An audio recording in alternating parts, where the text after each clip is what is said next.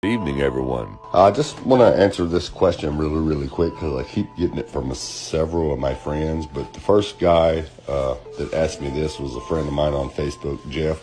He asked a question.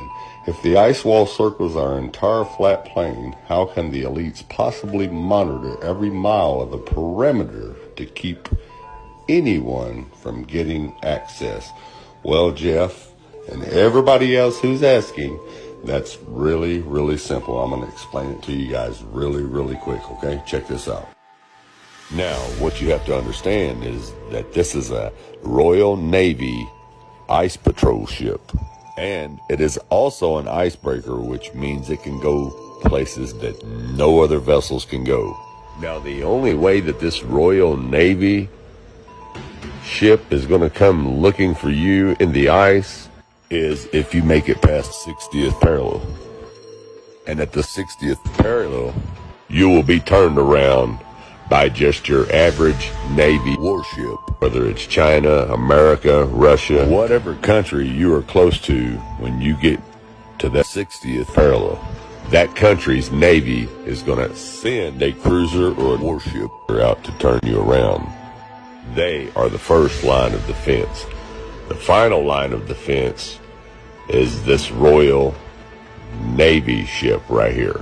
Now, I'm just showing you one. I'm not going to take up a lot of time showing you each one of these icebreakers because there's an icebreaker for each territorial boundary of the 80th parallel, just as there's a warship for each territorial boundary of the 60th parallel. Okay, now let me help you understand that. On a so-called globe, this right here would be the 60th parallel south. And this is where the average Navy warship will turn you around and tell you that you are in maritime waters. Now, let me show you what will happen if you make it to the 60th parallel south. And that is nowhere even near the ice wall. And these guys are nowhere near the 60th parallel. I'm just using this video as a demonstration to show you what happens when you enter maritime waters. And the 60th parallel is maritime waters, which falls under the Antarctic Treaty. He will yield.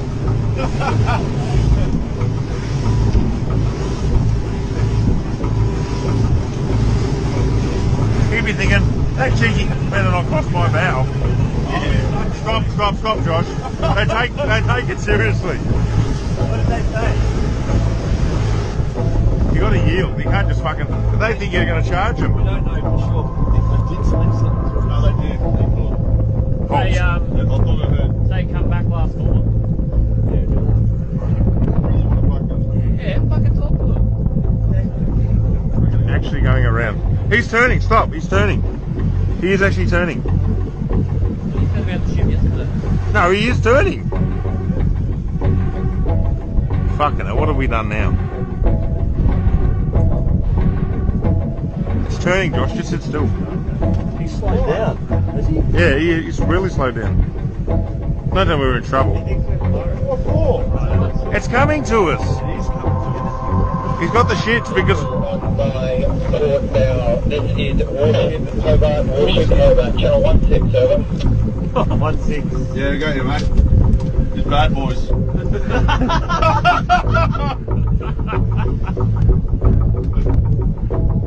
he come back?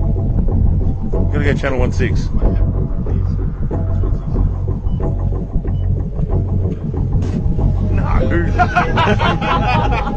Hobart, you are in a maritime exclusion area. Please report your intention. Oh, who the fuck's that? We're heading to the shelf to go. Just so we're doing out fishing, heading out fishing. No, we're just heading out fishing. Get the dinghies out, boys. They're gonna hide them on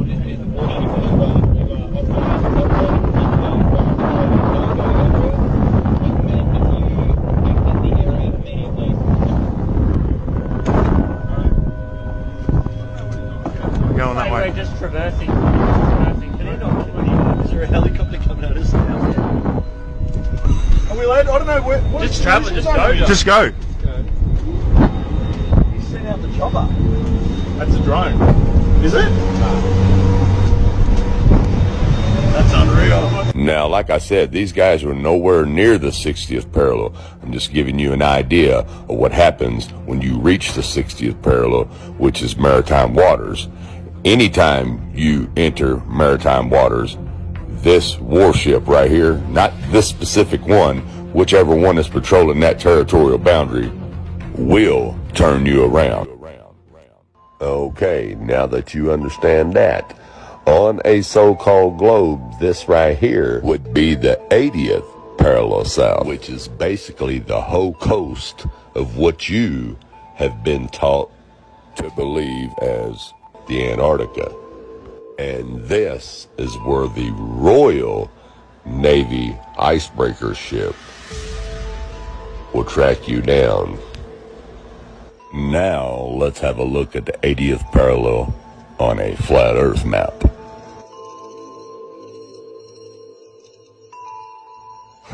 Imagine that. The Antarctica turns into an ice wall.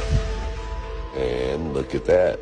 The 80th parallel is the perimeter of the ice wall, which the Royal Navy icebreaker protects. And like I said, there is one of these icebreakers for each territorial boundary.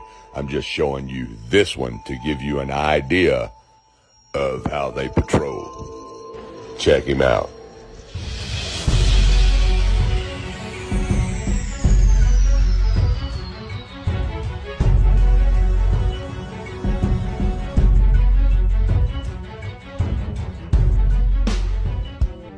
HMS Protector spends up to 330 days a year in the ice-packed seas of the South Atlantic and fulfills a unique support role.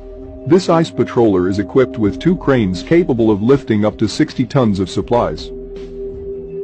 With 4,741 horsepower and a uniquely shaped bow, Protector has the capacity to break through thick ice. Up to 65 personnel on board are given huge amounts of responsibility, rotating within a 330-day patrol. HMS Protector also provides support to the British Antarctic Survey, providing manpower and supplies to the 2 stations that secure a British presence in the area. The vessel arrived at Portsmouth Naval Base in May 2011, tasked with renewing the Royal Navy's ice patrol presence in the South Atlantic. Tasked with renewing the Royal Navy's ice patrol presence in the South Atlantic. But the Protector, which finally departed Teesside at the end of last week, is a ship far better suited to serving on the edge of the frozen wasteland. Serving on the edge of the frozen wasteland. The ice makes it impossible for ships to reach any of the bases for about 8 months of the year. We can only get through between November and March. That's summer down here. After that, the power of the ice is so great, even a modern ship would be crushed if it was trapped in it.